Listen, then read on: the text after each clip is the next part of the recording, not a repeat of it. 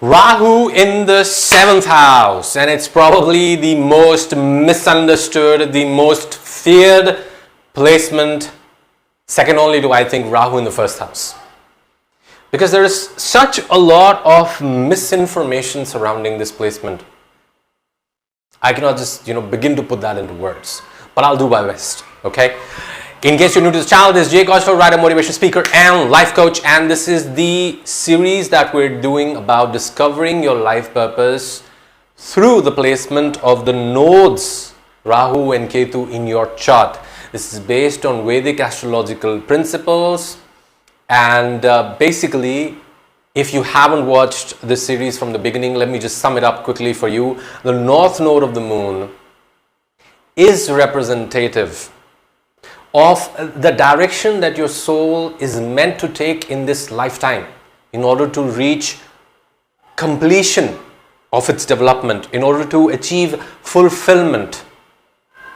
A kind of fulfillment, a kind of achievement that can finally help it release the karmic burdens, the material world, and transcend back into the divine towards moksha. Okay, and it is by studying the placement of the north node in your chart that you can gain a lot of clues about why you have the kind of problems in your life that you do, why you've had the kind of life that you've had. What is your purpose in this world?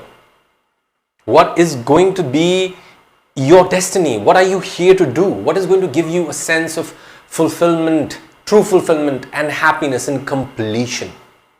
Okay? We've been starting from the 1st house, now we're in the 7th house, and let's begin. So, Rahu in the 7th house is the placement of the individual who is here to build important partnerships in this lifetime. This energy is all about building alliances, building partnerships, learning to work with people. Now, quite often people say that, oh, Rahu mahadasha has come and I have Rahu in the 7th house, or my partner has Rahu in the 7th house. Am I going to be having multiple affairs? Is my marriage going to break? Well, you are the best judge of that.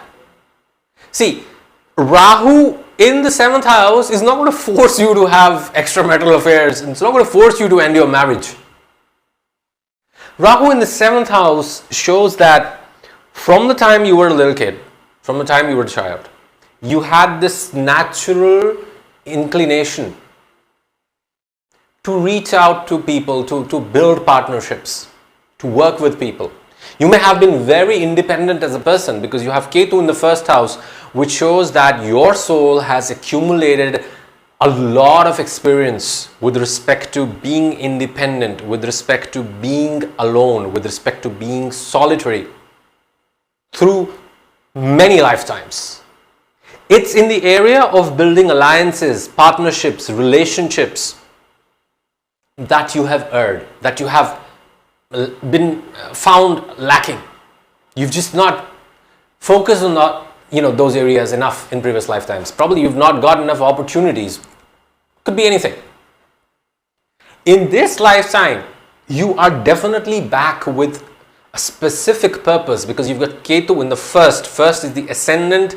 It's your life path. Ketu there definitely shows that you're here to fulfill some sort of incomplete karma, some sort of incomplete dream, idea, whatever it is in this lifetime. But you're not here to do it all on your own. The key is going to be found in other people. The key that unlocks those doors for you is going to be found through building alliances with people. So probably one of the best examples that I can give to you is Steve Wozniak, the co-founder of Apple. Everybody knows about Steve Jobs. He was the man in the front. He was the salesman. He was the marketer. But the person who actually was the engineer behind the iOS, behind Apple itself, the programs, the computer, that was Steve Wozniak, the engineer. Steve Wozniak made a lot of money, but after a while he just lost interest in sitting in the Apple's board of directors. He just lost interest in being a part of Apple. He went up, started his own life or something. He used to fly planes. Then he had a plane crash. He got injured. He took a break from entrepreneurship. He took a break from everything for a while. And now he has become active again. But you can see how the biggest success in his life that has enabled him to build the kind of life that he wanted, to build a great life, has come through a very important partnership. What happens here is that when you have Ketu in the first house, it is very easy for other people to take advantage of you. It is very easy for other people to offload their burdens onto you. Quite often you will find yourself as the person who is picking up everybody's slack. And that might demotivate you from building relationships. That might demotivate you from building partnerships. But you're here to learn how to choose the right people for yourself. You're here to learn how to stand up for yourself, but also not be too individualistic. Learn to keep the peace.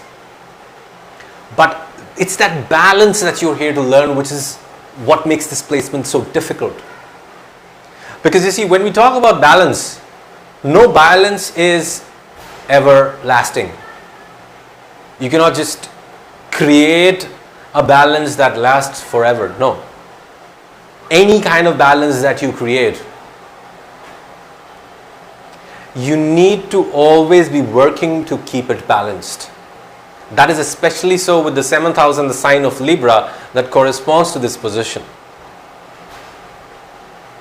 And so you have to learn in this lifetime, through heartbreaks, through betrayals, through getting into the wrong kind of relationships, the wrong kind of partnerships, how to stand up for yourself and how to find the people who are best suited for you, who are respectful of who you are. Okay, this can be also a placement of a person who is immensely loved by the masses, because Rahu in the 7th house is also the placement for mass fame. I think Pablo Neruda, great writer, he had this placement. Capote also, he one of the most respected writers, English writers of all time, he also had this placement. But the most notable person who has this placement is superstar Amitabh Bachchan. Indian superstars, film star Amitabh Bachchan. And it's very interesting to see how Amitabh Bachchan built his entire career on the back of the quintessential macho man, the quintessential angry young man image, which corresponds so nicely with the Ketu placement in the first house.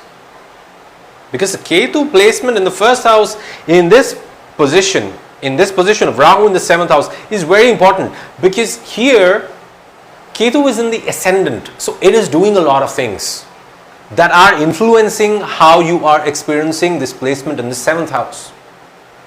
You will have a natural tendency to be macho. You will have a natural tendency to not care. You will have a natural tendency to go about your way, do your own thing. But it's Rahu in the 7th house which is going to say, man, you can't do it all on your own. So if you have this placement and you entered Rahu mahadasha, and suddenly you're looking at a divorce or a separation or a breakup, don't be disheartened. If that happens to you, like any other Rahu placement, if Rahu mahadasha comes along and Rahu destroys that particular house wherever he is placed in your chart, it's because he is trying to tell you, man, why the hell are you settling? You're settling because of fear. Fear is what you need to overcome. You can pretty much manifest any kind of partner you want if you have this placement. It's not difficult for you. Okay? But you need to remain focused on looking out for your best interests as well. North Node in the 7th house also shows that there is immense potential for you to engage in any kind of work that brings you in contact with the masses. This could be PR, this could even be business, this could be writing. Because from the 7th house, Rahu aspects the 3rd house. The 3rd house of efforts, the 3rd house of skills, the 3rd house of communication. It also aspects the 11th house of gains, network circles, awards, recognition, friends. So if you have this placement and it's not working out well for you, go back to the basics with respect to building partnerships, building alliances, building relationships. Make a list of the pros and cons of being in any kind of relationships that you are in your life. And if you do not have sufficient number of relationships in your life, that is where you're making the biggest mistake. Because this lifetime is for you to learn how to deal with people. 7th house is the marketplace. It is for you to learn that, look, people are opportunistic.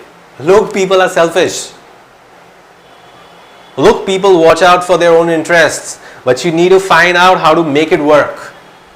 Because it's only through making it work with a vast majority of people that you will be able to manifest whatever goals, whatever desires you have.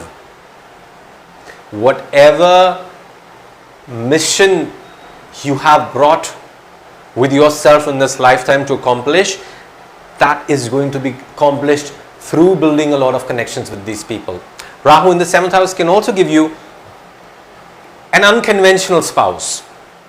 People say foreign spouse, not really, unconventional. It could be a relationship where, let's say, there's a huge age gap between you and your spouse, maybe 10 years, 12 years, 20 years maybe. Or your spouse probably comes from a completely different background.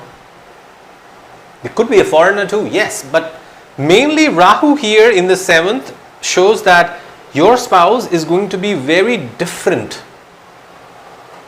from your community, from who you are. You can have the same ethnicity, you can even be from the same state. But in India, if you are from different castes, you're pretty much growing up in very different kind of lifestyles, very different kind of belief systems, mannerisms. So intercaste marriage, love marriage can be seen through this placement. Okay? Now, contracts are also seen through this placement. Because 7th house is contracts. Legal cases are also seen through this placement. Because the 7th house is also the courtroom. It's balanced, right? So if you have this placement, or any time this placement is forming in your chart via transit, you need to become very conscious of who you are connected with. And if you're not connected with enough people, go out there, make connections. I mean, if you have this placement, once a week at least, you need to be going out meeting new people. You need to be meeting new people on a constant basis for this placement to actually reward you. Whichever way you can. I don't care even if you're a scientist. Go out there, talk to new scientists, go to conferences, present papers, collaborate with people on scientific papers. If you're an influencer, collaborate with others. If you're a business person, work with other people. Go wherever you can meet new people. Okay? Don't be too conscious of yourself.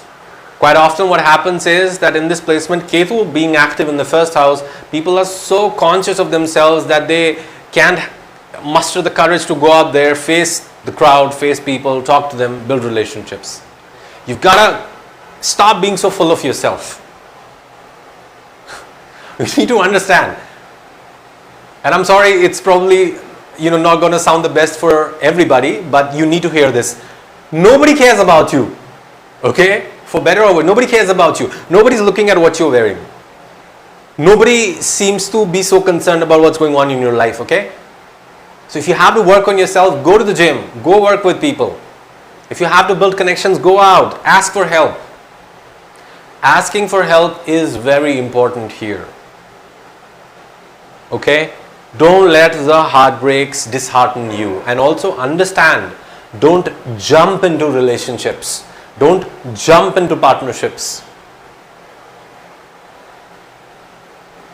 Okay?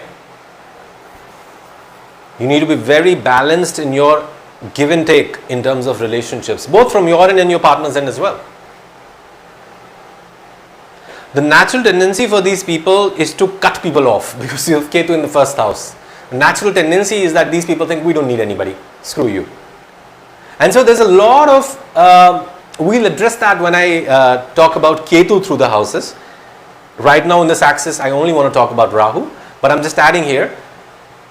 There's so much misunderstanding about, people who have these placements. They're so misunderstood.